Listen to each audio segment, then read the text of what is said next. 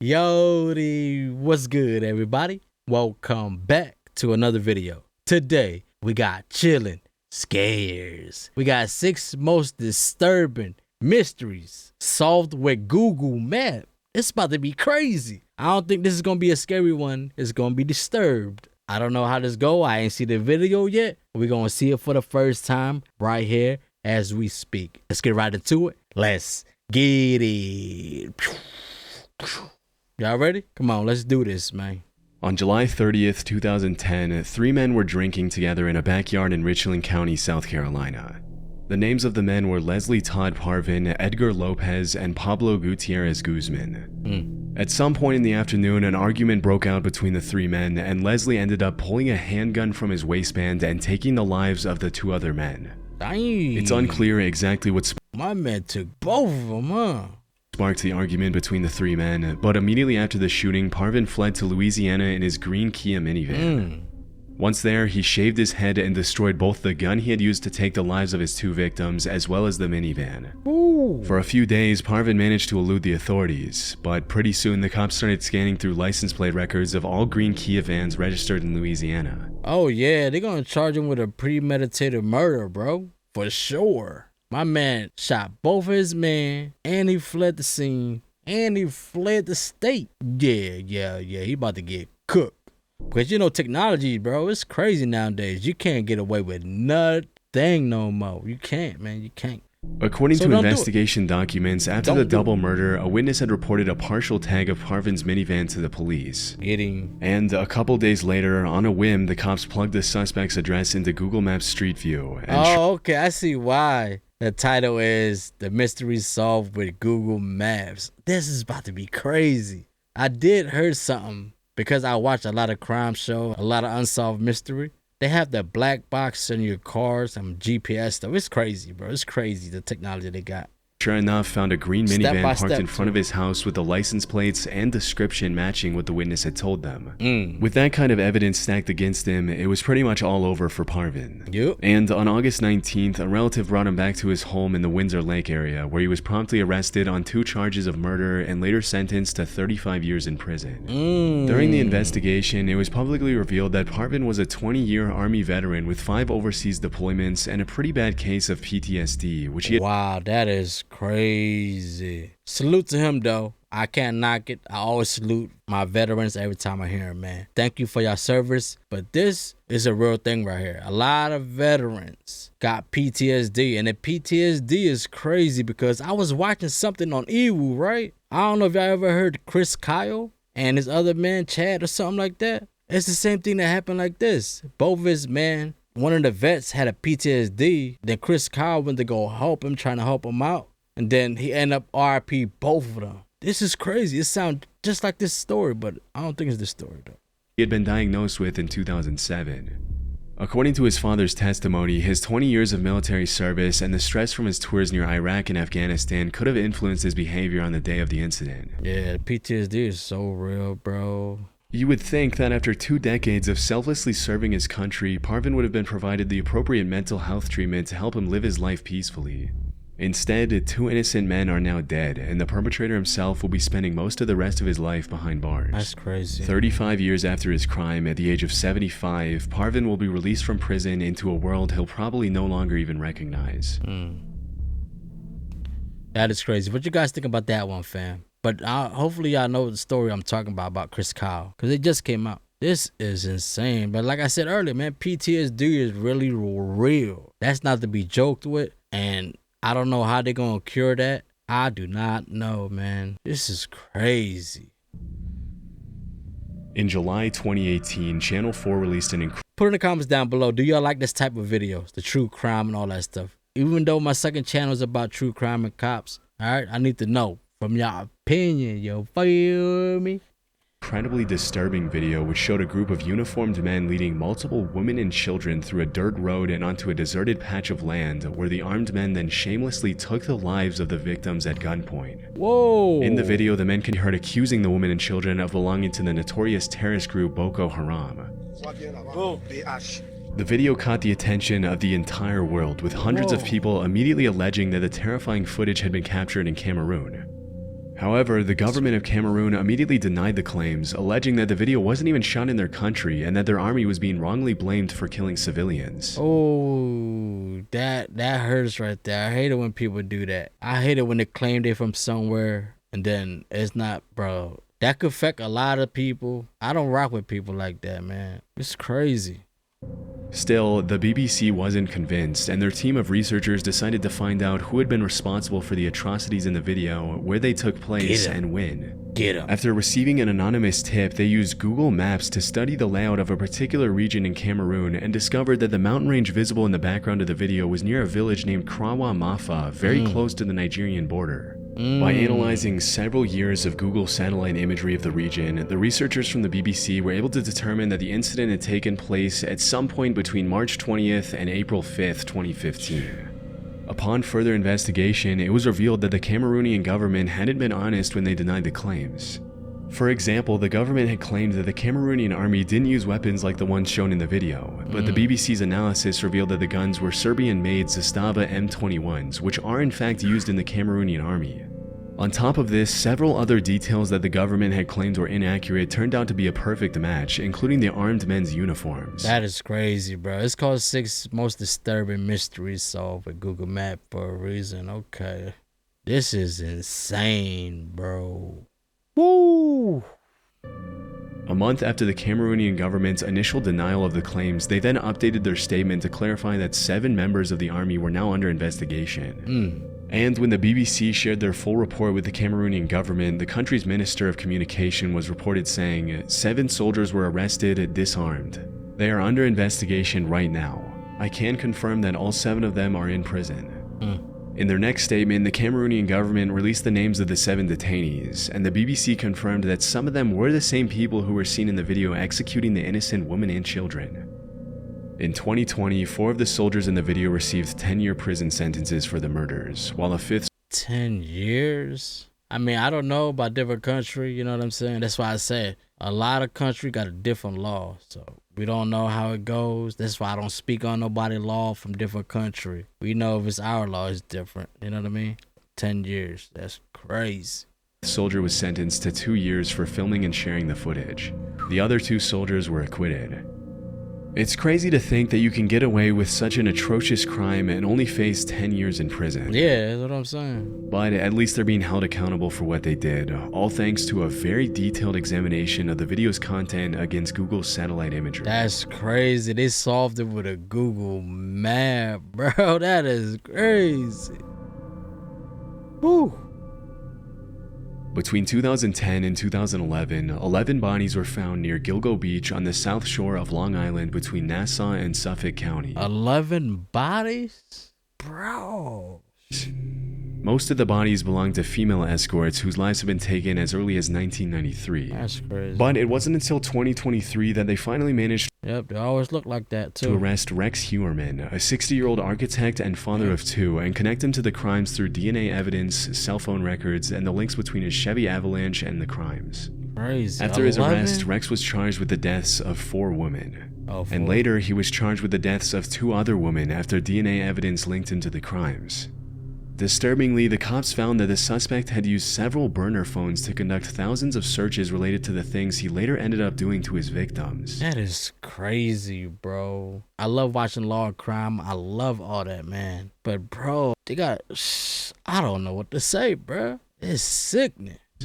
And to seal Heuermann's fate, they also found a huge Word document on his hard drive in his basement, in which Rex had planned out the murders of his victims in very premeditated too. Explicit detail. Shockingly, the document included checklists that outlined the steps he needed to complete before, during, and after his killings. Based on court evidence, Heuermann started committing these crimes as early as 1993, and See, 1993. That's when you could get away with a lot of stuff. Like I said earlier, man, technology nowadays, you can't get away with nothing. So if you do the crime, you gotta do your time. This is crazy. But I forgot what I was gonna say. He got comfortable after he RIP won in 1999. That was 93, 99, somewhere around there. He got really comfortable. He thought he got away with that. Then he kept doing it and doing it and doing it till he caught 11 bodies. That's insane. If found guilty, he'll be facing multiple consecutive life sentences in prison. As of 2024, the case is still ongoing, but during the investigation, some more disturbing details have surfaced. In 2023, some online users discovered a Google Street View image of Heuermann talking to an unidentified woman near his office on East 36th Street. 2023, bro? So he just got caught? Was that, how many years is that? From 1993 to 2023. That's what, 30, 40 years? 30 years? Something like that? More than a year before his arrest. That's crazy. Now, we have no idea who this woman is, and it's very possible that she was a potential victim, but we also can't say that for sure.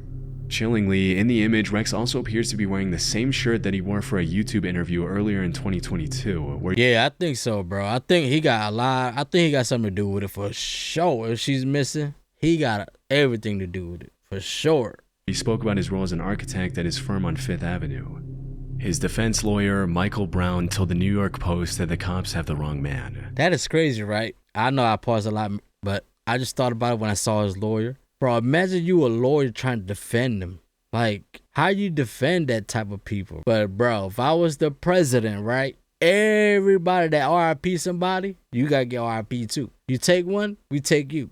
Y'all can't say nothing to me, bro. I'm the president. Y'all can't argue with me, bro. I would clean the whole United States in a month. That street be clean. You know what I mean? It's just crazy, man. It's sickening. Sick. In September 2008, a 14-year-old Dutch boy was riding his bike in the town of Groningen, about 110 miles northeast of Amsterdam, when suddenly two young men walked behind him, dragged him off his bike, and robbed him of €165 and his phone. For several months, the cops failed to find the suspects, as no witnesses came forward and they only had the boy's description of the muggers to go on. In March, like, people think they could get away with it, man, but the truth will always come out and you always gonna get caught. Man, don't even think about doing stuff like this. You think you could get away, but you not, bro. Nobody gonna get away with this. March of the following year, the victim went on his computer and started surfing Google Maps Street View, looking at the location where he'd been mugged around 6 months earlier. To his surprise, the Street View car had captured the two men walking up behind him in the moments before the crime. As is usually the case with these images, the faces of the two muggers and the victim were blurred, but the boy immediately called the cops and informed them of the new development in the case. With the Street View pictures in hand, the authorities asked Google to hand over the unblurred version of the images to help identify. How you pronounce that? Politai? Politai? Politai? Politai? Politai? The suspects. Interestingly, as soon as they got the unblurred images, the investigators recognized one of the muggers from a previous crime, and the other suspect was identified as the first mugger's twin brother. This ain't the first rodeo too. You know, if they get caught right here, this not the first time. They just never been caught. After confirming their identity, the Dutch police were able to track down and arrest the twins, but I wasn't able to find official confirmation that they were charged and sentenced. It's unclear if the boy ever got his phone and money back. 30-year-old Kim Wall was an award-winning Swedish journalist who traveled all over the world to cover stories on social justice. Throughout her career, her reporting took her to countries like Uganda, Cuba, the Marshall Islands, and Kenya, with her work often being featured in prestigious journals like the New York Times, the South China Morning Post, and the Atlantic. In 2017, while she was in Copenhagen with her boyfriend, she met Peter Madsen, a brilliant Danish inventor and self-taught engineer who had built his own submarine, designed his own rockets, and had plans to launch himself into space in the near future. That's crazy. On August 10th of that year, Peter Madsen took Kim Wall on a trip off the Copenhagen coast in his homemade submarine, the NC-3 Nautilus, for a brief interview. Don't tell me she never returned back. Oh boy. Sadly, after that trip, Kim Wall was never seen again. Oh boy. Oh man. Bro, you gonna get caught, man.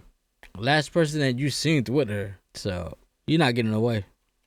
When she didn't come back later that day, her partner reported her missing and an official investigation was officially launched. Just a few days later, on the 21st of August, a passing cyclist found parts of her body washed up on the beach close to where she had gone missing. That's crazy. And about a month and a half later, the rest of her body was found in multiple different weighted down bags by police divers. Oh yeah, he did it for sure. He did it, bro. For sure. During the investigation, Madsen was brought in for questioning, but he denied having anything to do with the state of her body. He instead claimed that Kim Wall had died after being accidentally hit on the head by the hatch of the submarine. Strangely, he later ended up changing his account of the events and claimed if she got hit with that, then why you didn't report to the police like right away? You know what I mean? That Wall had died after inhaling toxic fumes. Although no trace of toxic fumes was found in her system, the authorities did find 15 stab wounds on Kim's body. Yeah, he did. After being held in police custody for a while, Madsen eventually confessed that he had murdered Wall and then thrown her separate body parts into the Baltic Sea. Goofy. In April 2018, Peter Madsen was convicted on 3 separate charges and was sentenced to life in prison, where he's been spending his days for the past 6 years. In 2021, see, stuff like that, you see what I mean? Telling you. The streets ain't gonna be the same no more. I'm the president, bro. Everybody, man. Madsen ended up receiving an additional 21 months in prison for staging a bomb threat in an extremely elaborate escape attempt. Fortunately, he was recaptured soon after and was brought back to his cell. One of the things that's interesting about this case is that Peter Madsen had been captured by the Google Maps Street View camera climbing into his submarine. Chillingly, when he confessed to the murder, he mentioned that his intention was never to take Kim Wall's life, but rather to sink the Nautilus forever, even if it meant that both he and the innocent journalist would die inside. That's crazy. The Google picture took this picture, and that's probably her last picture right there, seen with her. Bruh, that's sick. To this day, it's still unclear how exactly he took Kim's life, but thankfully Madsen will be spending the rest of his life behind bars with no possibility of ever coming back to society again. Good. And he did it before too, like I said earlier. It's just their first time getting caught. Porto Rotondo is a district in Sardinia known for its imposing mansions, sandy beaches, and elegant shops and restaurants. Nice. That looked beautiful, bro. Look at that. That look so beautiful. That's a vibe right there. Imagine that night. It would be lit. You got a jacuzzi up here. Mansions. This is dope. Grass clean. Sandy beaches, and elegant shops and restaurants. Nice beach. In 2002, an Italian businessman sold his villa in Porto Rotondo for 280,000 euros. Due to the comparatively low value of the transaction, the sale immediately raised a red flag for the authorities, and the finance police in Italy ended up using Google Earth as part of their investigation into the property. One important detail about the villa in question is that it allegedly had a swimming pool with a very particular shape, which the cops used to guide their search for the villa using satellite imagery. That looked the same as the one right there, that picture. As soon as they found the property, they confirmed that they had a major case of tax evasion on their hands, as the actual value of the villa should have been much, much higher, considering that the value of all the properties nearby was in the high 7 figures. Yeah. When it's low, it's too good to be true. When the price ain't right, something is wrong, you gotta go with your gut for it. Because it's low for a reason. Something happened. With enough evidence from Google's satellite imagery to confirm that the unidentified businessman had indeed committed tax fraud, the finance police then checked the suspect's bank accounts and discovered 7 million euros in unreported deposits spanning several years. This was a case that I just couldn't find a lot of information on, as the original article in Italian had very few details, and it wasn't even officially confirmed what the legal consequences were for the businessman. Still, it's probably safe to assume that his we find out he got away with it. Assets were seized, and due to the crazy amount of unreported cash, it's likely that he spent at least a few years in jail. That's crazy. I love this type of video, bruh. Like, I'm addicted to this type of show right here on YouTube. This true crime and stuff, evil. Oh, man, I love this. This one I never seen. This is dope. Woo! Hey, fam. What you guys think about this 6th video right here? Do you guys like this type of video? Put it in the comments down below. Let me know what you guys think about this one right here. And do y'all want me to do more? Just let me know. If you made it all the way this far, fam, don't forget to like, comment, share, and subscribe. We upload daily over here. This is it.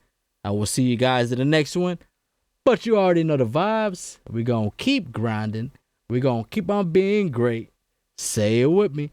We're going to keep on being consistent. It's your boy, B Weezy. I'm out, and I'm going to see y'all in the next one, baby. Peace.